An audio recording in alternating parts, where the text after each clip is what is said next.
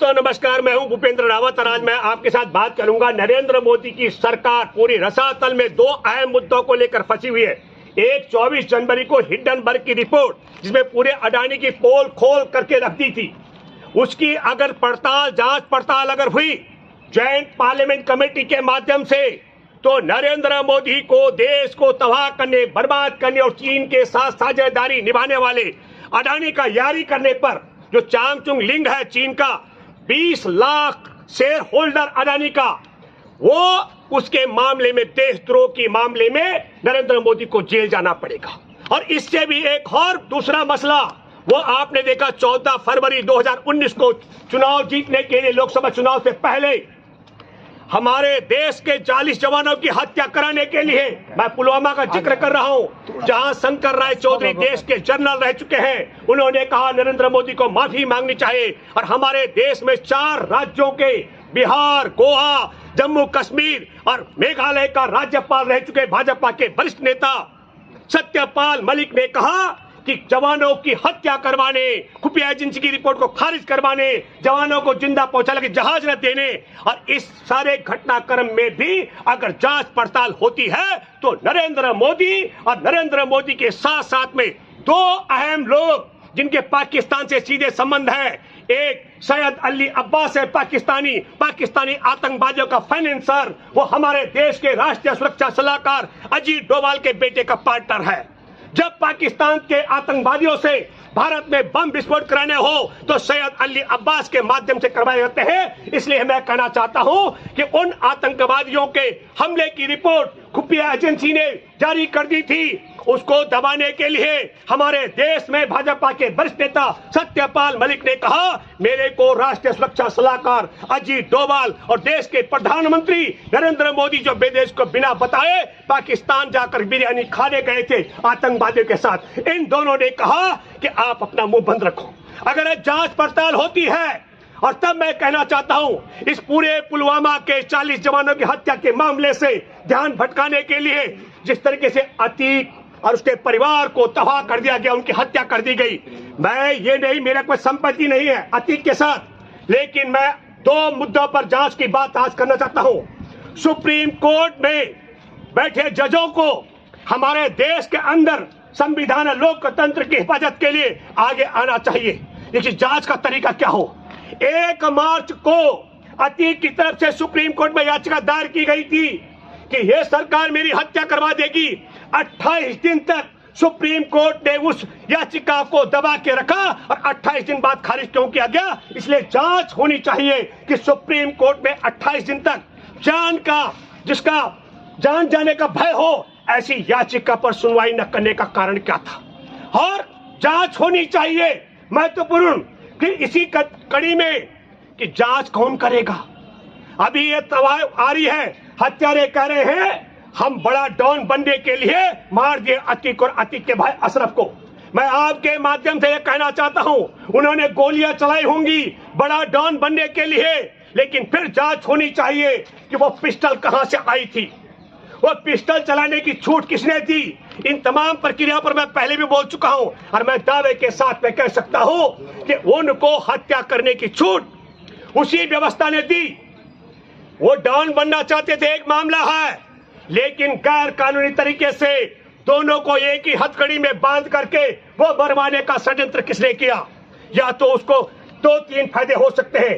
एक, पुलवामा के मामले में सत्यपाल मलिक ने जो पोल खोल की थी और हमारे देश के जनरल रह चुके शंकर राय चौधरी ने जिस प्रकार माफी मांगने के लिए मोदी को कहा, इससे पूरा ध्यान भटकाने के लिए और पुलवामा की घटना से ध्यान भटकाने का फायदा मोदी को होता है, अमित शाह को, योगी सरकार और भाजपा सरकार को होता है। इसका मतलब हुआ अतीक की हत्या करवाने में इनका हाथ है। दूसरी महत्वपूर्ण बात, उसका बहुत बड़ा आर्थिक साम्राज्य है, बताया जा रहा है हजारों करोड़ रुपए का, और उसका पार्टनर है नंदी, वो मंत्री है आदित्यनाथ की सरकार में। उस आर्थिक साम्राज्य पर कब्जाने का षड्यंत्र है, वो आर्थिक लाभ भी भाजपाई लोगों को होने वाला है। ये दूसरी महत्वपूर्ण बात है। और तीसरी महत्वपूर्ण बात है, मैं आपके माध्यम से फिर एक सवाल करता हूं। 2005 में राजू पाल की हत्या हुई थी, विधायक की, बसपा विधायक की, और उसका मेन गवाह था उमेश पाल और 2006 में अतीक अहमद ने उसका अपहरण करवाया था। और 2006 से लेकर के अतीक अहमद ने कहा मैं उसे तब तक नहीं मारूंगा जब तक कोर्ट के अंदर मेरे खिलाफ गवाही नहीं दे देगा। क्या विचित्र स्थिति है। और जो उमेश पाल 2006 से लेकर के सपा बसपा की राज में नहीं मारा गया, उसकी हत्या भाजपा के योगी राज में की गई है। यह षड्यंत्र है। भाजपा ने पहले योगी राज में जानबूझ करके उमेश पाल की हत्या करवाई और फिर उमेश पाल की हत्या के बहाने अतीक के परिवार की तबाही और बर्बादी कर डाली। मैं ये नहीं कह रहा कि उमेश पाल हत्याकांड में तो उनके बेटे को बताया जा रहा है ना, वो संलिप्त है। क्या कह रहे? असद जो था वो उमेश पाल हत्याकांड। बिल्कुल भाई मैं कह रहा हूँ, हम आपको बताना चाहते हैं उमेश पाल की हत्या निर्भीक होकर के गोली और बंदूकों के माध्यम से की गई, चाहे वो असद ने की। कोई भाई नहीं था। इसका मतलब है कि सत्ता में बैठा कोई ऐसी ताकत थी जिसने कहा बेटा मार डाल उमेश पाल को, क्योंकि उमेश पाल के पास भी कोई ऐसे गहरे राज थे जिसमें योगी सरकार फंस सकती थी। और इसीलिए जानबूझ करके पहले असद से उसकी हत्या करवाई और फिर असद की आड़ में पूरे अतीक के परिवार को निपटाने की। मैं कहना चाहता हूं उसके मासूम बच्चे भी जेल में हैं, उसकी पत्नी को भी इनकाउंटर करने का षड्यंत्र चल रहा है। इसलिए मैं आपके माध्यम से एक बात फिर कहना चाहता हूं, अतीक की हत्या भी, अतीक के भाई की हत्या भी, अशरफ की हत्या भी, मैं फिर एक बात कहना चाहता हूं। वापस 28 मार्च को सुप्रीम कोर्ट याचिका खारिज करता है अतीक की, और 28 मार्च को याचिका खारिज होने के बाद 15 दिन का टाइम तय करता है। पुलिस का अधिकारी कहता है अशरफ तुम्हारे को मिटाया जाएगा। और ठीक 15वें दिन, क्रोनोलॉजी समझिए, जिस दिन सत्यपाल मलिक का ये इंटरव्यू होता है वो द वायर के लिए करण थापर वरिष्ठ पत्रकार करते हैं, उसी दिन असद को निपटाया जाता है। ताकि क्रोनोलॉजी को समझो, जो सत्यपाल मलिक का इंटरव्यू है वो टीवी में चले, उसने पहले ध्यान भटकाने के लिए असद की हत्या करवा दी। बोला इनकाउंटर है। पुलिस के आला अधिकारियों ने कहा हमें पता है ये दिल्ली गया, फलां जगह गया। लेकिन इसको समझिए, वो 15वें दिन की तारीख क्यों तय की गई थी? सत्यपाल मलिक और करण थापर की तय डेट थी कि वो 13 अप्रैल को इंटरव्यू करेंगे, एक दूसरे से मिलेंगे और उसे ध्यान भटकाने के लिए। लेकिन वो इंटरव्यू द वायर ने 14 तारीख को चलाया।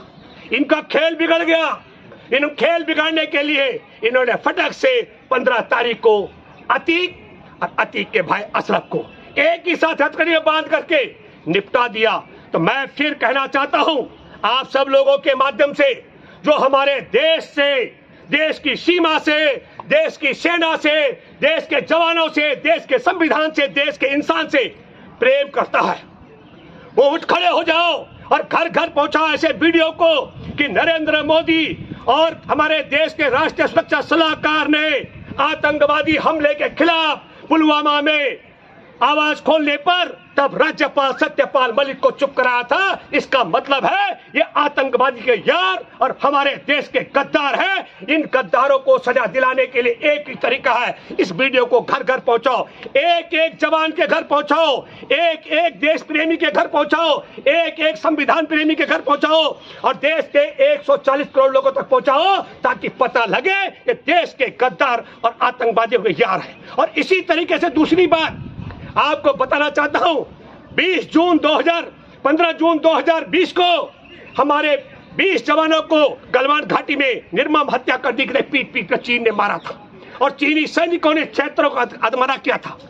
तब हमारे देश के प्रधानमंत्री ने कहा था न कोई घुसा है, न घुसाया, न हमारी सीमा पर किसी का कब्जा है। ये बात भी झूठ बोली गई और इसकी तह में क्या है, देशवासियों से फिर कहा गया कि साहब हमने ऐप्स बंद कर दिए, लेकिन चांग चुंग लिंग है जो हमारे देश के प्रधानमंत्री का यार है अडानी, वो अडानी का साझेदार है। चांग चुंग लिंग 20 लाख शेयर होल्डर का मालिक है।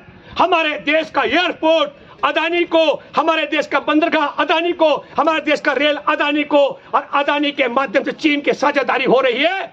और फिर मैं कहना चाहता हूं आपसे, अतीक के हत्यारे कह रहे हैं हम बड़ा डॉन बनना चाहते थे, लेकिन तुर्की की पिस्टल कहां से आई? हम पूछना चाहते हैं उनको इतनी हिम्मत कहां से आई?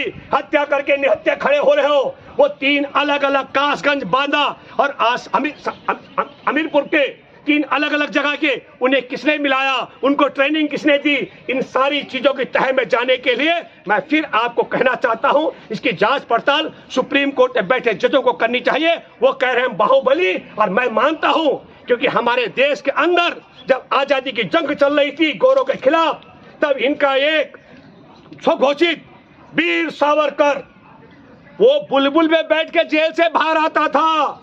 तो जिनका गुरु बुलबुल में बैठ के बाहर आ सकता है, जब उनका राज हो तो उन हत्यारों को कुछ भी किसी भी तरह से मोटिवेट कर सकते हैं। इसलिए मैं आपसे कहना चाहता हूं, देश की आर्थिक तबाही, देश के जवानों को मरवाने वाले, देश के बंदरगाह से लेकर रेल और देश के हवाई अड्डों पर चीन का कब्जा कराने वाले देश के गद्दारों को बेनकाब करने के लिए आप सब लोगों को ये हिंदू मुसलमान का झुंझुना जो पकड़ा रहे उससे ध्यान भटकाना चाहिए, षड्यंत्र है। और मैं फिर कहना चाहता हूं, मैं आपके माध्यम से कहना चाहता हूं, आरएसएस भाजपा का कोई अपने बाप की औलाद है, बुलबुल के ऊपर बैठ के दिखा दे।